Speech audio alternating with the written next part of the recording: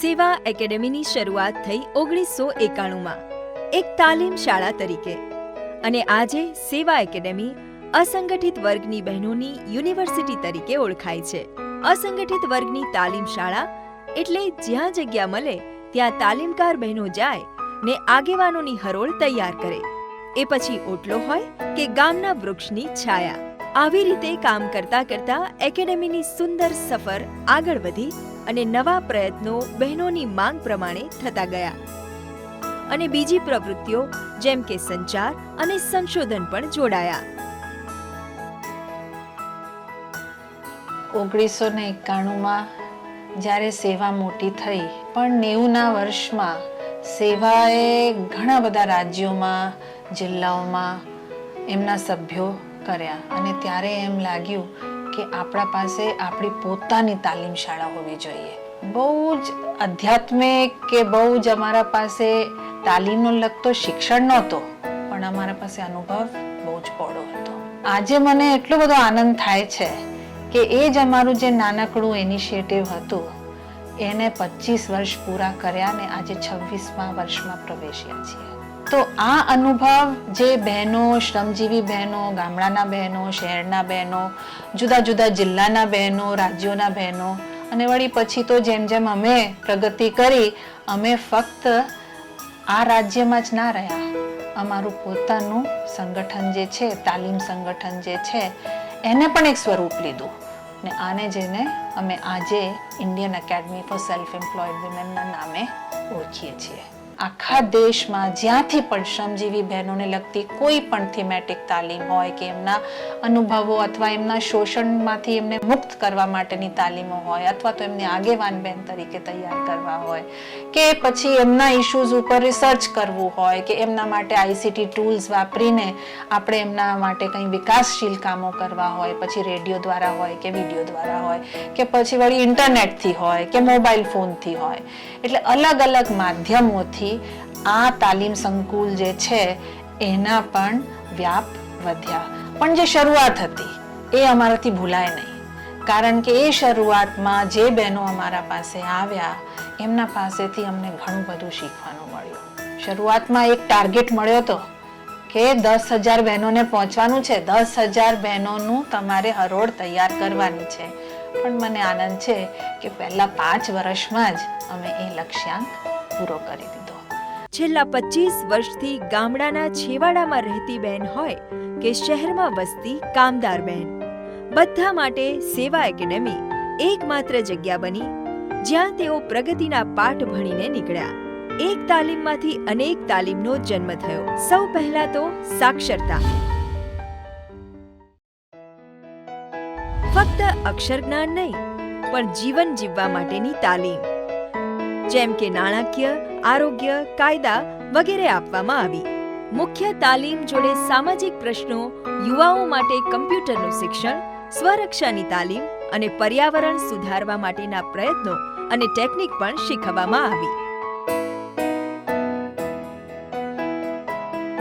અત્યાર સુધીની સફર જોઈએ તો 3 લાખથી પણ વધારે બહેનો તાલીમ લઈ વિકાસના માર્ગે ગઈ. 40,000થી પણ વધારે બહેનો સાક્ષર થઈ. 150થી વધારે સંશોધન બહેનોના આર્થિક અને સામાજિક મુદ્દાઓ પર થયા. 200 જેટલી વિડીયો ફિલ્મ બની અને 500થી પણ વધારે રેડિયો કાર્યક્રમ થયા. એક બાજુ આગેવાન બહેનોની હરોળ તૈયાર થવા લાગી અને બીજી બાજુ તાલીમ અને શિક્ષિકા બહેનોની હરોળ. આ બધી તાલીમો લઈ એકેડેમીએ આગેવાનો તૈયાર કર્યા અને એ જ આગેવાનો ખરા અર્થમાં અમારા ચાલક બળ બની એકેડેમીના ઉદ્દેશને નિષ્ઠાપૂર્વક આગળ લઈ જઈ રહ્યા છે. ઇતિહાસના પાના પલટીએ તો સંઘર્ષની સફર થોડીક લાંબી હતી. બહેનોની પરિસ્થિતિ એવી હતી કે રોજગારી માટે સ્થળાંતર કરવું એ જ એમના માટે અનિવાર્ય બન્યું. કોઈ પણ પાયાની જરૂરિયાતો વગર અને સામાજિક સુરક્ષા વગર વિચરતું એમનું જીવન, અને આવા પડકારો વચ્ચે તેમની પાસે જે કાયમ માટે રહ્યું એ એમની કલાકારી અને ખુદદારી. તે પછી એ એમની ભરતકામ કરવાની કલા હોય કે પોતાના સમુદાય માટે કંઈક કરવાની ધગશ, બસ એમની એ જ કલાકારી અને એમના સપનાઓ સેવા એકેડેમીની હિંમત બન્યા. તો આવો આજે અમારા ચુનિંદા આગેવાનોને મળીએ. ગૌરીબેન, એક ગ્રામીણ મહિલા જેમની હસ્તકલા એમની ઓળખ બની.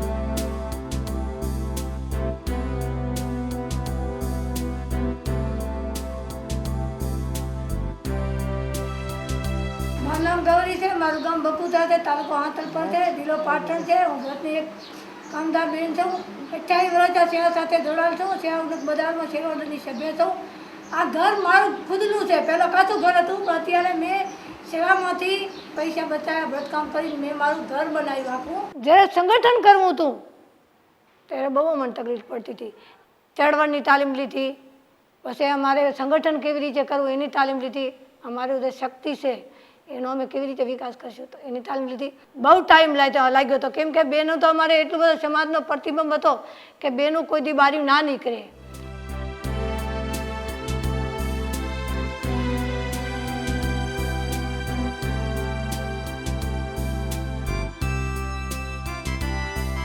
અમે તો દીકરા દીકરીને ભણાવતા નહોતા, કેમ કે અમારા ઘર રોજગારી જ નહોતી અને અમને ખબર પણ નહોતી. પણ જો રોજગારી સેવામાંથી મળી, આ તાલીમો લીધી અકાદમીમાંથી, અમે જો અમારામાંથી મને જો વ્રતકામ કર્યું ને એમાંથી આવક મળી તો અમે અમારા દીકરા દીકરીઓ ભણાવી ગયા. આજે ઘરે બેઠા રોજગારી મળી તો આરોગ્ય પણ હચવાણ્યું. પછી એમાંથી અમે બચત, વીમો એ અમે અમારું લઈ ગયું કે અણધારી આફતમાં કામ આવે, એનો અમારો વિકાસ થયો. તો અત્યારે અમારું ઘર બન્યું, ખુદનું ઘર. તો અમારી માલિકી થઈ. અમારી ખુદનું ખેતર પણ અડાણું હતું, એને પણ છોડાયું તો એ પણ અમારી પોતાની માલિકી થઈ. પોતે પોતાનો નિર્ણય લેતા થાય. પોતાનો સંગઠનનો છે, પોતાનો ગામનો છે, પોતાના સમાજનો છે, એને નેતાગીરી કહેવાય. બીજાને આગળ કરે એ પણ નેતાગીરી કહેવાય. મારી માન મર્યાદા વધી છે સમાજમાં, ગામમાં, ઘરમાં, કુટુંબમાં. આજે અમારા નામથી બધું ઓળખાય છે. કેની ઘરે આવશે તો ગૌરીબેનની ઘરે આવશે. અને આજે કાંઈ પણ કામ કરવું હોય એ મહત્વનું છે. કાંઈ પણ કામ કરવું હોય ને તો નિર્ણય બેનો લેતી થયું છે. હું એક નહીં પણ એવી લાખો ગવરીઓ અને ગામની બહેનોનો પણ વિકાસ કરાવીએ છીએ. અને રોજગારી ઘરને આંગણે એના દીકરા દીકરીઓ ભણતા ન હોય તો કહેવા જાય છે કે ના છોકરા છોકરી ભણા. અત્યારે આજે એક છોકરી તો અમારી PSI બની છે, ઝાખોતરાની દીકરી, અને ઘણી બધી બહેનો શિક્ષક બન્યું છે. એનું નામ શક્તિનો વિકાસ કહેવાય. અને આજે અમારી 30,000 બહેનો વ્રતની છે, પણ અમને એવું લાગે છે કે અમે 1 લાખ બેને પહોંચીશું.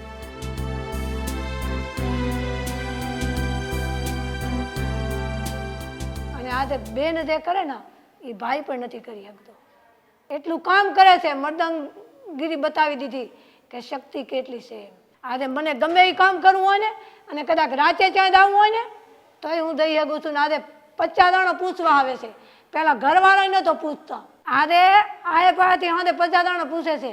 આજે કાંઈ પોતાને કરિયાર કરવો હોય કે કાંઈ કામ કરવું હોય ને તો હાલો ગૌરીબેનને પૂછાય. એ સેવામાંથી તાલીમ લઈને આવ્યા છે, એને વધારે ખબર છે.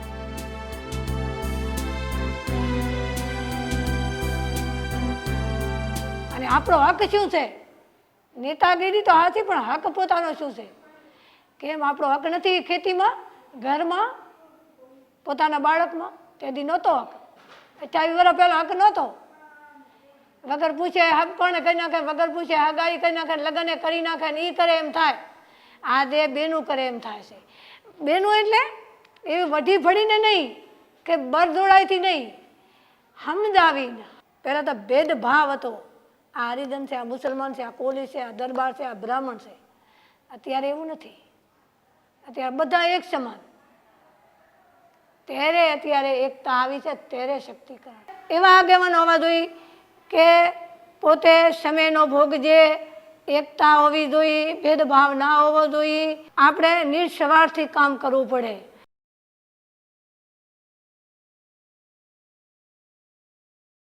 ગૌરીબેનની સ્પીડ ફટાફટ, બોલવામાં પણ ફટાફટ ને કામમાં પણ ફટાફટ. એટલે હું એમના ઘરે ગઈ તો પહેલો જ એમનો વાક્ય હતો, બેન કામ કામ ને કામ, બીજું મારા જીવનમાં કશું જ નથી. પછી એ પશુપાલન હોય, ખેતી હોય, ભરત હોય, ઘરનું કામ હોય, વ્યવહાર કરવાનું હોય કે મીટિંગોમાં જવાનું હોય, કામ કામ ને કામ. પણ એમના અંદર એક ઉમંગ હતી, એક ઈચ્છા હતી કે મારે મારી બહેનો માટે કંઈક કરવું છે. મારે મારા સમાજ માટે કંઈક કરવું છે. અને બસ એ જ પ્રેરણાથી એ બેન કામ કરવા લાગે અને આજે તમે જોશો એ ક્યાંથી ક્યાં પહોંચી ગયા છે.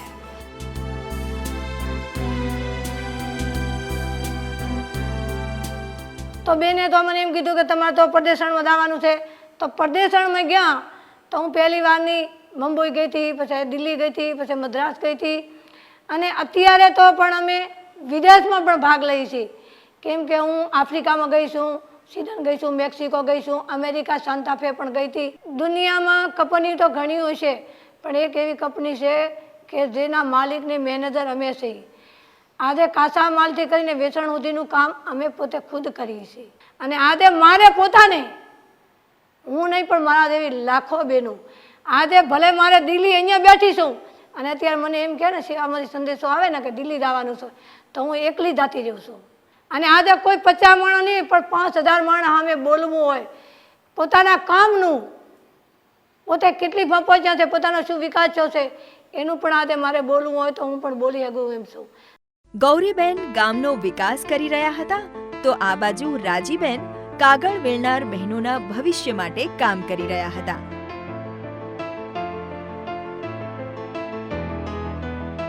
રાજીબેન પોતે કાગળ વીણનાર બેન, શહેરને સુંદર બનાવે પણ એમનું જ જીવન સુંદરતાથી વંચિત હતું. પરિસ્થિતિને બદલવા એક મક્કમ વિચારે એમને આજે એક ચુનિંદા આગેવાનની ઓળખ આપી છે. 1994 હું સેવાની સભ્ય બની, પછી હું સેવાની આગેવાન બની. બહેનોને મિટિંગ કરી, બહેનોને સમજાવ્યું કે સેવાની જે પ્રવૃત્તિઓ હોય એમાં આપણે જો લાભ લેવો હોય તો આપણે સભ્ય થવું પડે. એ બહેનોનો મેં સમજાવીને બહેનોને સભ્ય બનાવીને હું આગેવાન થઈ.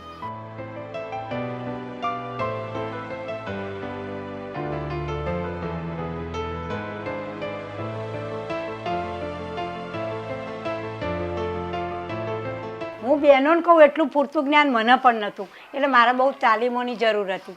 એટલે પછી સેવામાં મેં અકાદમીમાં સેવા પરિચયની, સભ્ય શિક્ષણની, પછી કદમની એ બધી તાલીમો લીધી. અને વધારે તાલીમો લીધી એથી મને સશક્તિકરણ આવ્યું, એટલે મને બોલવાની બધી સૂઝ પડી. જેમ વધારે બહેનોને મેં સંગઠિત કરી એટલે સેવાએ મને પણ કામ આપ્યું અને હું સેવામાં કામ કરતી થઈ, બહેનોનું સંગઠન કરતી થઈ. તમે કામ કરો એ તમારી કામની ઓળખ થાય.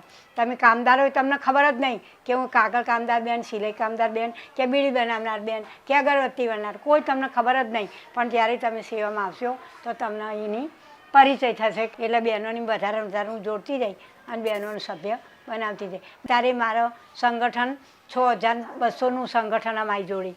એ બહેનો અત્યારે મિટિંગમાં લઈ જઈ હોય અને ફોન કરું તો બહેનો તરત સેવા સુધી આવી જાય. જેટલી બહેનો મેં મોકલી સેવા પરિચયની, કદમની એ તાલીમો આપી, સભ્ય શિક્ષણ એ બધી તાલીમો અકાદમીમાં અપાઈ અને અકાદમીમાંથી જ બહેનો વધારે જાગૃતિ આવી. એક સમય હું શું હતી કે કાકા કામદાર બેન, શ્રમજીવી બેન હતી. અત્યારે કોઈ બોલાતું કે સેવાવાળા બેન આમાં, એટલે એ તો મારા ખુદમાં જ મારામાં આવ્યું. તો ભાઈ બહેનોને તો મારે લાવવું જ જરૂરી છે. એટલે કાગળ વિનારી બહેનોને તો એજ્યુકેશન બિલકુલ નહીં, કે એમના બાળકોને ભણવાનું જ્ઞાન નહીં, એમને ચોખ્ખાઈ રાખવાનું પણ બહુ જ્ઞાન નહીં. પણ જ્યાં વિસ્તારમાં જઈએ ને અમે જોવું ને કે બેન આ રીતે બાળકો બીમાર પડશે, તમે ઘરની સ્વચ્છતા રાખો, તમારી પોતાની સ્વચ્છતા રાખો. તમે એક બેન છો, આખા ઘરનું હેડલિંગ તમારા હાથમાં. જો તમારું સ્વાસ્થ્ય સારું હશે તો તમારા બાળકોનું, તમારા ધણીનું તમે સ્વાસ્થ્ય સારું રાખી શકશો. 1970 મિલ બંધ પડી ત્યાંથી મારા પત્ની રાજીબેન પૂરેપૂરો આ ધંધામાં સહકાર આપતા હતા. આ સેવાની અંદર કામ કરે ને એનાથી અમને મોટો ગર્વ છે. એટલે રાજીબેનના લીધે અમારા ઘર આખું ઊંચું આવ્યું. અમારા ઘરના સંસ્કારો પણ સારા થયા. અત્યારે 2 વહુઓ એમના લીધે સેવાની અંદર જાય છે.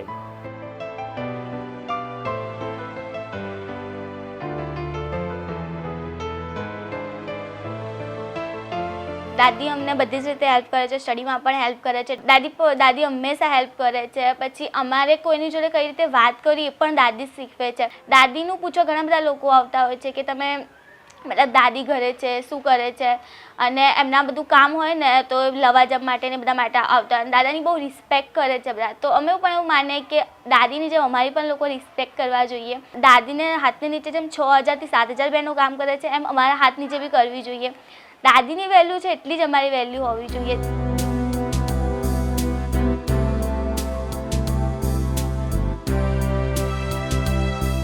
રાજીબેન નામના રાજી પણ સૌથી સિરિયસ. તમે એમના સાથે વાત કરો તો એમનામાં એટલી બધી કોઠા સૂઝ ને સમજ હતી, પણ બધી વાત શાંતિથી, ધીમેથી અને સિરિયસલી એ તમને બધી વાત સમજાય. એમના મનમાં એટલું બધું હતું કે અમે ખરેખર પર્યાવરણના રક્ષક છીએ. અમે કાગળ વીણી વીણીને 12, 14, 16, 20 કિલોમીટર ચાલીને અમે આ શહેરને સાફ રાખીએ છીએ, પણ અમને કોઈ જોતા નથી. અમે ક્યારે નજરે આવીશું? અમારું પ્રતિનિધિત્વ ક્યારે સરકારમાં થશે? ક્યારે અમારું પ્રતિનિધિત્વ બહાર જશે? ક્યારે અમારી બહેનો જે છે તે એક સારું જીવન જીવી શકશે?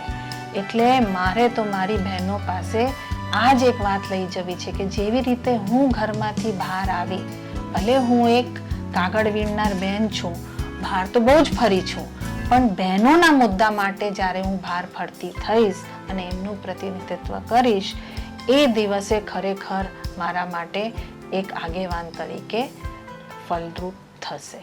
જો હું સેવામાં જોડાઈ એટલે મને બહુ જ એમ હતું કે જેમ હું હોશિયાર બની કે મેં તાલીમો લઈ અને મારામાં બોલવાની શક્તિ આવી પણ બીજી બહેનોમાં આવે, એટલે મેં મારા તાલીમથી જ મેં સંગઠનનું કામ શરૂ કર્યું. પહેલાં મેં સરસપુર લીધું, પછી મેં અસારવા લીધું, પછી મેં ગાંધીનગર લીધું, પછી મેમકો લીધું અને પછી કલાપી લીધું. આ બધા વિસ્તારોમાં મેં સંગઠિતનું કામ શરૂ કર્યું. 50% બહેનો અત્યારે મારી જોડે સંગઠિત થયેલી બહેનોમાં તાકાત આવી, બોલવાની શક્તિ આવી, બોલવાની આવડત આવી, ધંધો કેવી રીતે કરવો એની પણ આવડત આવી. જો ઈલાબેન આટલી બધી ઉંમરના કામ કરતા હોય તો મારી તો એમના કરતાં ઓછી ઉંમર, તો હું પણ કેમ 65 વર્ષ થયા ભલે પણ હું કામ કરવાની તાકાત કેમ ના ધરાવું? એટલે એમનું અનુકરણ કરીને હું અત્યારે શક્તિથી કામ કરવાની હું શક્તિ ધરાવું. જો મારામાં વિકાસ આટલો થયો અને મારામાં શક્તિ વિકાસ થયો, મારા વિકાસ આવ્યો, તો મને લોકોએ પસંદ કરી અને મારું જે પાસપોર્ટ કઢાવ્યો, વિઝા કઢાવી અને મને પરદેશ મોકલવા નક્કી કર્યું.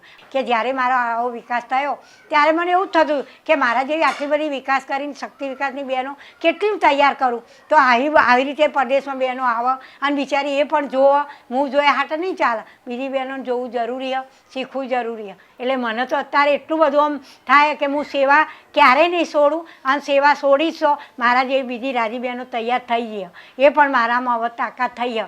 આવા ગ્રામીણ અને શહેરી વિકાસ માટે કામ કરનારા અમારા બીજા ઘણા એવા આગેવાનો છે જેમણે પોતાના હુન્નરને નિખાર્યું અને બીજાઓના સપનાઓને કેળવ્યા. સેવા એકેડેમીને છેલ્લા 25 વર્ષમાં જે સિદ્ધિઓ મળી એ અમારા આગેવાનોને સમર્પિત.